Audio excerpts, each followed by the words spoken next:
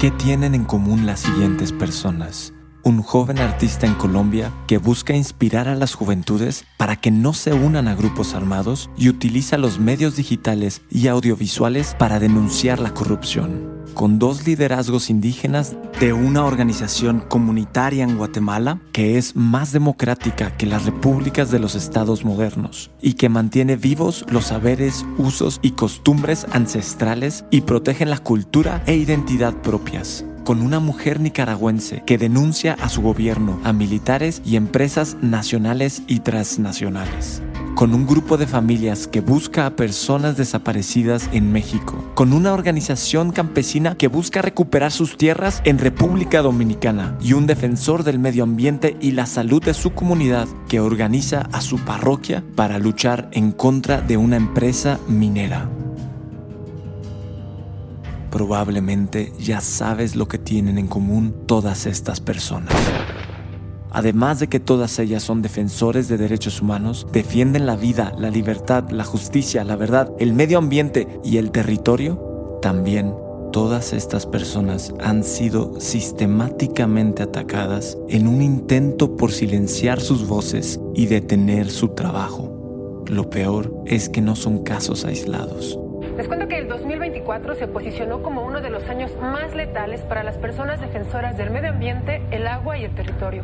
En los últimos 10 años, el SEMDA ha documentado 189 agresiones letales, datos similares a los de la organización internacional Global Witness, que coloca a México en el 4º lugar en el mundo por asesinatos a personas defensoras del ambiente. La situación de los líderes sociales en Colombia es cada vez más alarmante. Desde el año 2016 se han registrado 1.865 asesinatos. Un año más, las cifras de asesinatos de líderes ambientales rompen récords. Según las Naciones Unidas, cada 14 horas asesinan a una persona defensora de los derechos humanos, el medio ambiente, derechos laborales, organizaciones sociales o periodistas a nivel mundial. Pero los ataques a las y los defensores no suelen iniciar con un asesinato. Usualmente, el asesinato es el último paso en una serie de acciones que buscan silenciar y desarticular a las organizaciones defensoras y a sus luchas.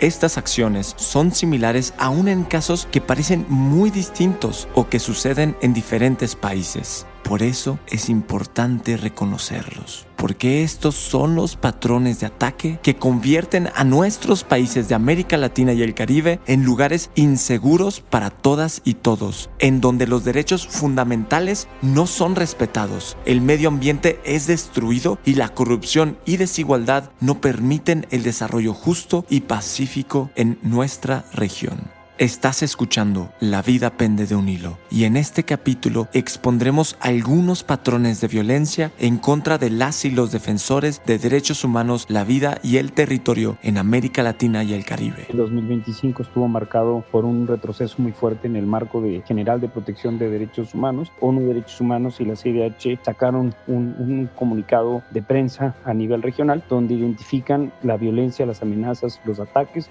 o sea, la violencia física contra defensores y defensores. Esto se suma a una estigmatización, intentos de desprestigiar, a veces promovidas por el Estado, pero a veces también promovidas, por ejemplo, por empresas privadas que están buscando explotación de recursos. En otros países, persecución política directa a defensores y defensoras con vigilancia, obligándolos muchas veces a desplazarse y a solicitar asilo en otros países. Esta es la forma en que algunos gobiernos de la región atacan a organizadores, lideresas y líderes sociales que movilizan a la población a marchas y protestas. Todo inicia con una denuncia por parte de las y los defensores de derechos humanos. Ante las denuncias, algunos gobiernos responden de la siguiente manera. El primer paso suele ser ignorar las denuncias por completo. Si las denuncias persisten, el segundo paso es negar o minimizar, diciendo que el problema no existe o no es tan grave. Para no ser ignorados por los gobiernos, las y los defensores y liderazgos sociales convocan a movilizaciones, protestas y marchas. Las marchas suelen ser hostigadas por las fuerzas de seguridad y en ocasiones grupos no oficiales de choque. Estas son personas que, bajo la instrucción de una secretaría del gobierno, atacan a los manifestantes sin usar uniformes de las fuerzas de seguridad. Algunos golpean o hasta disparan contra quienes protestan, mientras otros los arrestan. Después sigue el desprestigio. Los medios de comunicación oficiales, frecuentemente apoyados por medios privados, atacan la credibilidad de las protestas. En ocasiones dicen que son actores pagados, otras veces dicen que esas no son las formas de hacer y exigir un cambio, y frecuentemente los pintan como personas histéricas, furiosas y fuera de control o directamente como criminales. Los ataques de desprestigio primero suelen ser hacia toda la movilización y después se concentran en personas en específico que tienen autoridad moral o la capacidad de convocar a futuras marchas. Se ataca a la imagen y credibilidad de estas personas. El siguiente paso suele ser criminalizar. Esto significa convertir en criminales a liderazgos sociales. Básicamente, les inventan o fabrican delitos. En ocasiones, esto significa cárcel y tortura. Esto divide los esfuerzos de las organizaciones y la atención del público. El problema inicial persiste, pero ahora los recursos de las organizaciones se dividen en la defensa de las personas encarceladas y el caso original que denunciaban.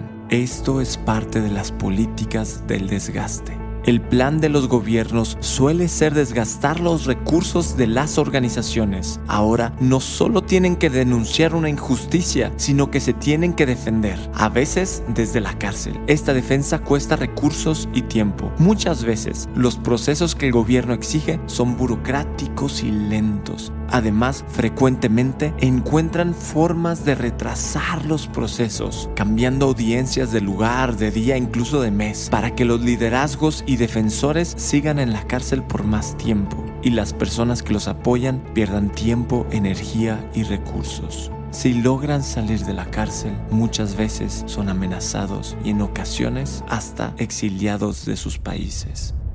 Precisamente porque no hablamos de casos aislados, sino de patrones que se repiten muchísimas veces a través de todo el continente, vamos a contar dos historias que ocurrieron, la primera en Guatemala y la segunda en Nicaragua. Fue la gran sorpresa del domingo electoral en Guatemala. El candidato de la izquierda por el partido Semilla, Bernardo Arévalo, que pasa con Sandra Torres, la ex primera dama, a la segunda vuelta programada para el próximo 20 de agosto. Todo comenzó con las elecciones presidenciales del 2023, cuando un candidato de un partido nuevo que prometía luchar contra la corrupción recibió los votos que necesitaba para pasar a la segunda vuelta electoral. En Guatemala, el presidente tiene que ser elegido por mayoría absoluta, por lo que usualmente se presenta una primera ronda electoral con varios candidatos. Los dos que reciben más votos pasan a una segunda ronda en la que uno de ellos tiene que ganar por más del 50% de los votos. Bernardo Arévalo dio una gran sorpresa durante la primera vuelta de las elecciones generales del 25 de junio. Su nombre no figuraba entre los primeros en las encuestas, pero se ubicó en el segundo puesto de las votaciones. Ahora enfrentará a la ex primera dama y abanderada del conservadurismo, Sandra Torres. Su inesperado éxito electoral refleja que una de las principales preocupaciones de los guatemaltecos es la corrupción que azota al país. El candidato del movimiento anticorrupción logró pasar a la segunda ronda. Esto sorprendió a varios sectores del poder en Guatemala, quienes vieron que sus intereses podrían ser atacados. El Tribunal Supremo Electoral de Guatemala informó que el Ministerio Público suma 18 horas de allanamiento a su sede central, que los fiscales del Ministerio Público secuestraron las actas electorales de los comicios del pasado 25 de junio y 20 de agosto, ganadas por el candidato socialdemócrata Bernardo Arévalo de León. De acuerdo con la misma fuente, fiscales y agentes de las fuerzas de seguridad se llevaron las actas en medio de momentos de tensión en la sede del tribunal. Debido a ello, varios magistrados del Tribunal Supremo Electoral intentaron bloquear la salida de los fiscales al argumentar que se está violando la democracia, según constató EFE. El caso por el cual se realizan allanamientos no ha sido detallado por las autoridades, ya que el Ministerio Público ha indicado que se encuentra bajo reserva judicial. electoral. Desde que inició la campaña, el partido Movimiento Semilla, liderado por Arévalo, enfrentó investigaciones por presuntas irregularidades en su creación a cargo de la Fiscalía de Guatemala. Consuelo Porras, que es señalada por intentar modificar los resultados de las elecciones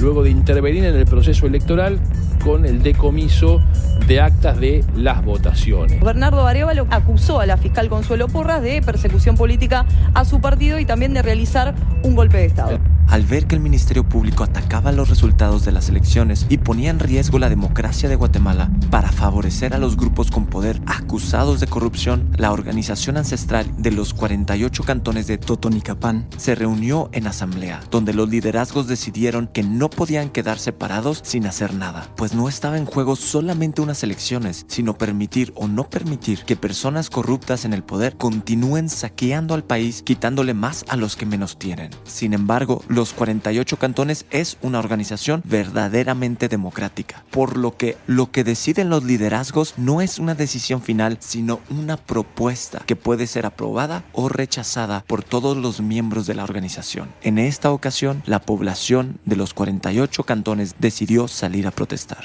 Porque venimos por un propósito, que respeten nuestros derechos y la democracia, porque se llevaron las cajas donde estaban sus votos o mis votos. Nosotros venimos porque estamos convencidos de que la democracia es lo que nos pertenece. No queremos regresar al pasado, de vivir como vivieron nuestros abuelos, nuestras abuelas. Vivieron en la esclavitud, construyeron el palacio, construyeron las carreteras y no les pagaron. No queremos regresar a esa época. Porque esta es una resistencia del pueblo, es por el bien común, es por una democracia. No lo estamos haciendo por un interés a que un partido llegue. Simple y sencillamente, ya estamos cansados de tanta corrupción. Esto solo es la demostración de nuestra unidad, porque nuestra resistencia continuará hasta que ellos renuncien. ¿Sí o no? Acabas de escuchar al propio Luis Pacheco dando un discurso durante las protestas del 2023, donde los 48 cantones de Totonicapán de Guatemala se movilizaron conjuntamente con otros pueblos indígenas en defensa de la democracia. En este caso, la respuesta de las autoridades no se hizo esperar. No han podido, a pesar de todas las desinformaciones que han dado, que nosotros ya recibimos dinero, dicen los partidos tradicionales, que ellos sí compran conciencia, pero nosotros dignamente estamos acá. No estamos aquí defendiendo un partido y nadie nos está financiando. Donde está Dios del testigo. El grupo en poder, que tenía miedo del movimiento anticorrupción, atacó la credibilidad de los movimientos indígenas acusándolos de corrupción. Además, mientras sucedían las protestas, la policía hostigaba a los manifestantes, buscando cualquier excusa para meterlos a la cárcel. No es delincuencia apelar por la democracia, no es delincuencia manifestar nuestros desacuerdos, no es delincuencia pedir renuncia, pero lastimosamente a veces hay criminalización directa. Este caso que acabamos de escuchar sigue el patrón de ataque al pie de la letra. Primero, las denuncias son respondidas con silencio. Después, desinformación, diciendo que eran personas pagadas. Y finalmente, criminalización. Pero antes de continuar con el caso de Guatemala, vamos a analizar cómo inició el caso de Aide Castillo en Nicaragua. Desde años anteriores venía denunciando en Nicaragua las violaciones a derechos humanos, el pacto que sostuvo Daniel Ortega Saavedra, el supuesto líder de la revolución sandinista, con el caudillo Arnoldo Alemán de la extrema derecha, quienes se dividieron las instituciones del país, pactaron también impunidad para ambos. Denuncié junto a muchísimas defensoras y defensores de derechos humanos los asesinatos selectivos en el campo por fuerzas combinadas bajo la dirección de Daniel Ortega y Rosario Murillo. Denuncié también la discriminación, el aislamiento, la extrema pobreza en la que se vive en el norte de Nicaragua, así como la apropiación de nuestros recursos naturales mediante las concesiones mineras a empresas estadounidenses, canadienses y chinas también. Acabas de escuchar a la defensora de derechos humanos Aide Castillo. Sus críticas no distinguen entre partidos con ideologías de izquierda o de derecha, o empresas nacionales o internacionales. Por eso, en el 2018 salió a las calles a protestar. En abril del 2018 inició en Nicaragua una serie de protestas y movilizaciones sociales pacíficas, motivadas por una polémica reforma a la ley de pensiones y una respuesta insatisfactoria por parte del Estado al incendio masivo de la Reserva Natural Indio Maíz, ocurrido a inicios de ese mes. Todo esto condujo pues a un hartazgo del pueblo de Nicaragua, en donde nosotras, las feministas, el movimiento de mujeres, los movimientos campesinos, los movimientos de los pueblos indígenas. Las protestas comenzaron con la movilización de personas pensionadas, adultos mayores y estudiantes en las ciudades de Managua y León. Y a medida que se extendían por distintas regiones del país, se fueron sumando otros sectores como trabajadores y campesinos. Se desató una rebelión de todo el pueblo de Nicaragua en las calles, cansados, lo que trajo consigo una represión impresionante por parte de la dictadura. Estas manifestaciones fueron violentamente reprimidas. La Comisión Interamericana de Derechos Humanos estima que durante todo el año 2018, 351 personas perdieron la vida en el contexto de esta crisis. A las demandas iniciales de los manifestantes se fueron sumando otras vinculadas con la represión, como la liberación de las personas que fueron privadas de su libertad y los pedidos de justicia de los familiares de las víctimas, hasta alcanzar proclamas de renuncia del presidente Daniel Ortega y la solicitud de un llamado a elecciones generales. En estos casos, los gobiernos utilizan fuerzas oficiales y extraoficiales para romper o dispersar las protestas, con el objetivo de generar suficiente miedo como para que las personas no se vuelvan a organizar y salir a las calles. Rosario Murillo ordenó la operación conocida como el Vamos con Todo. Reprimió a la policía y se formaron grupos armados al margen de la ley con licencia para matar. Eran los paramilitares que después Daniel Ortega calificó como policía voluntaria. En este caso, el orden del patrón de ataque se altera un poco.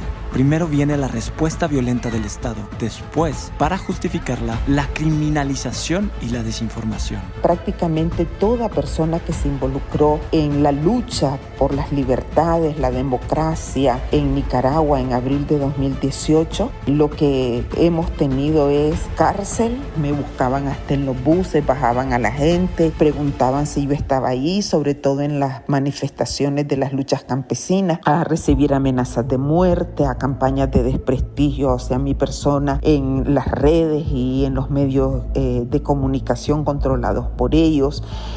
Luego fui secuestrada en el aeropuerto cuando salía pues a hacer denuncias internacionales. La bajaron del vuelo, la sacaron a ella. Eso hace como 20 minutos que la bajaron del vuelo de América. Ya las entregaron, o sea, las investigaron en el aeropuerto y ya las entregaron a la Policía Nacional.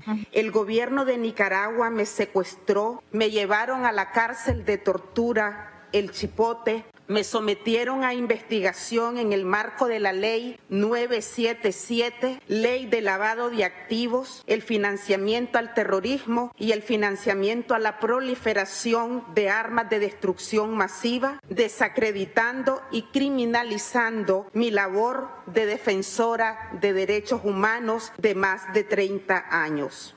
El patrón de ataque aquí es muy claro. Ataques a su imagen y credibilidad en medios de comunicación y redes sociales, mientras elementos del Estado la buscaban y amenazaban. Finalmente la encarcelan. Luego, por la presión internacional y nacional, fui liberada y no pude sobrevivir en el país a la persecución política y me vi obligada al exilio político.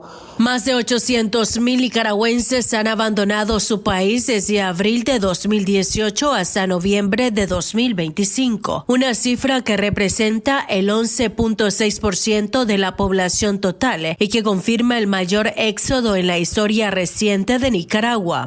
Los datos fueron divulgados por el Colectivo de Derechos Humanos para la Memoria Histórica de Nicaragua. De acuerdo con el colectivo, ese fenómeno no responde a una decisión voluntaria de migrar, sino a un desplazamiento forzado provocado por años de represión sistemática, hostigamiento y ausencia de democracia bajo el régimen de Daniel Ortega y Rosario Murillo. Difamación, persecución, encarcelamiento. Y el último paso. Fui despojada de mi nacionalidad, de todos mis bienes y si no ha sido por el pueblo español y el gobierno, yo no tendría ningún documento. Cuando Aidé sale del país, el gobierno de Nicaragua le quita su nacionalidad. Esto es exilio y asegura que no pueda volver al país a ver a sus seres queridos, a su comunidad y a la tierra por la que lucha. Porque Aidé Castillo continúa luchando desde el extranjero, organizando a los exiliados y migrantes para protegerse y cuidarse mutuamente y para continuar las conversaciones y acciones necesarias para que la verdad salga a la luz y la población se organice. Hoy estoy en el exilio político forzado. Estoy acá en nombre de la Unidad Nacional Azul y Blanco que aglutina al pueblo autoconvocado de la insurrección cívica de abril, dedicando este esfuerzo a las madres de abril que hoy lloran a sus hijos y sus hijas, a los familiares de presos y presas políticas que viven momentos de desesperación y dolor, a las exiliadas y exiliados políticos que sobreviven lejos de sus hogares, a la beligerante diáspora, a la iglesia comprometida y a nuestro pueblo valiente.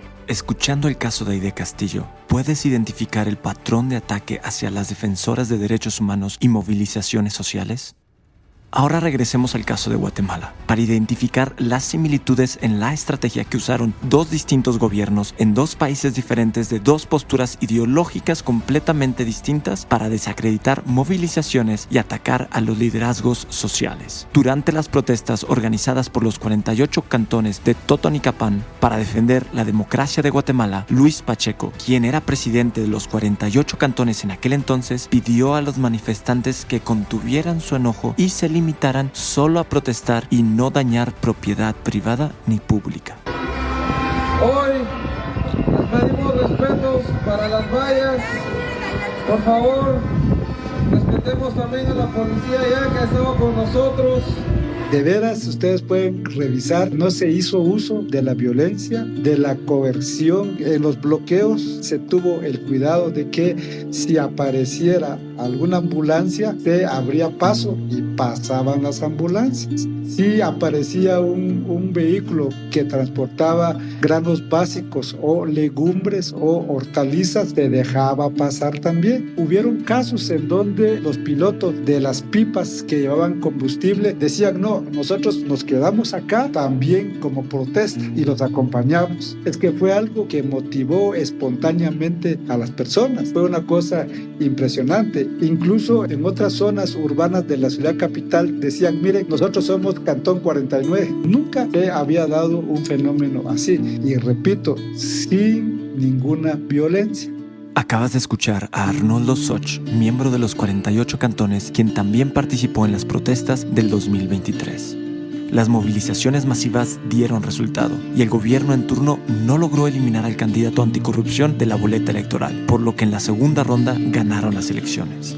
Luis Pacheco está detenido por 5 delitos que le imputa la Fiscalía, entre ellos terrorismo, por convocar a protestas para defender el triunfo electoral del actual presidente Bernardo Arévalo, que Porras trató de impugnar. Junto a Pacheco fue detenido el líder indígena Héctor Chaclán. Aunque las elecciones presidenciales las ganó el partido Semilla Anticorrupción, el Poder Judicial está separado del Ejecutivo, por lo que la Fiscalía sigue en las manos de la misma persona, Consuelo Porras, quien en el 2023 intentó quitar el registro del partido y anular los resultados electorales. Las protestas en favor de la democracia se realizaron para detener al Ministerio Público. Por eso ahora el Ministerio Público acusa a Luis Pacheco y Héctor Chaclán de movilizar injustificadamente a las protestas y les inventan hasta cargos de terrorismo, aun y cuando las manifestaciones fueron pacíficas y el Ministerio Público ni siquiera tenía autoridad legal para investigar las elecciones. Eso le correspondía al Tribunal Supremo Electoral. Eso implica que el propio Ministerio Público actuó fuera de la ley para detener las elecciones y luego acusó de terrorismo a los que se movilizaron pacíficamente para proteger la democracia. Sabemos perfectamente que el organismo judicial pues está alineado para favorecer a los que siempre se han aprovechado de los recursos del Estado. Desde su arresto, la Fiscalía utiliza todos los medios a su disposición para desgastar los recursos de Luis y Héctor, de sus familiares y de los 48 cantones. Se les ha mantenido en prisión bajo argumentos inconsistentes y se ha impedido el avance de su proceso mediante recusaciones maliciosas. La última acción ocurrió esta misma semana, luego de que el juez fijara audiencia de medida de coerción para el 19 de diciembre. Ante esta situación, la Fundación contra el Terrorismo recusó al juez argumentando que existía amistad entre Luis Pacheco y el juez. Incluso afirmaron que habían pagado al juzgador para recibir una resolución favorable, señalamientos que son falsos y buscan entorpecer el proceso. Inicialmente se les dio prisión preventiva por un plazo de 2 meses. Actualmente llevan más de 10 meses encarcelados. Para reiniciar el proceso y que no se avance, la Fiscalía y la Fundación Antiterrorismo han cambiado de juez 3 veces. Además, han cancelado audiencias de forma irregular. Porque están suspendiendo casi siempre las audiencias. Creo que ya van como 3 o 4 suspensiones a las audiencias. ¿En qué nos ha afectado? Económicamente eso es terrible porque Juchanep o Chotacá queda a 200 kilómetros de la ciudad capital, que es en donde se lleva todo el proceso. Eso implica viajar, hospedaje, comida y todo el estrés que se lleva, y cuando pues uno llega y le dicen, miren, se suspendió. ¿Y por qué? Pues porque se les ocurrió de que se enfermó, o porque no llegó el del MP, o por cualquier cosa insignificante, se suspendió. ¿Y cuándo lo van a dar? Dentro de 2 meses. Entonces eso es desgastante. Psicológicamente para Luis es terrible, porque ver a sus niños, verlos entrar allí a la cárcel, eso psicológicamente es tremendo. Pasar los cumpleaños de los 3 y de la esposa, entonces psicológicamente sí, ellos están mal. Pero no solo se afecta a la familia. Aunque nos gustaría pensar que las organizaciones y las personas que luchan tienen fuerzas infinitas, la realidad es que los patrones de ataques sí suelen tener resultados. Sí están logrando el objetivo para que las organizaciones digan, bueno, mejor ya no hagamos nada, porque no queremos sufrir como está pasando con los niños de Luis Pacheco, con la esposa de Luis Pacheco. Es un desgaste bien tremendo, porque dicen las autoridades, yo no quiero acompañar a Luis Pacheco, ya les entró ese temor, pero al explicarles todo, por ejemplo, lo del terrorismo, si nosotros aceptamos eso, ya nos acabamos, pues. Si los 48 cantones y el resto de Guatemala dejan que a 2 líderes indígenas se les condene como terroristas por defender la democracia por medio de manifestaciones pacíficas, entonces todos en Guatemala pueden perder el derecho a organizarse y protestar en el futuro, pues se ataca a Luis y a Héctor para desgastar a toda la organización y evitar movilizaciones similares en el futuro. Por eso es tan esencial reconocer estos patrones de ataque. Primero, porque si tachan de terroristas o exilian a las y los defensores de derechos humanos que protestan en favor de la democracia, quiere decir que poco a poco nos van a ir quitando derechos a todos. Y cuando queramos protestar por algo que ya nos afecta directamente, seguramente van a decir que nosotros también somos terroristas. Se defiende el derecho a manifestarse no solo por la causa por la que se protesta hoy, sino para que en el futuro sigamos teniendo el derecho a decirle que no al gobierno o a los grupos con poder. Segundo, porque con acciones respondemos a la pregunta ¿quiénes somos?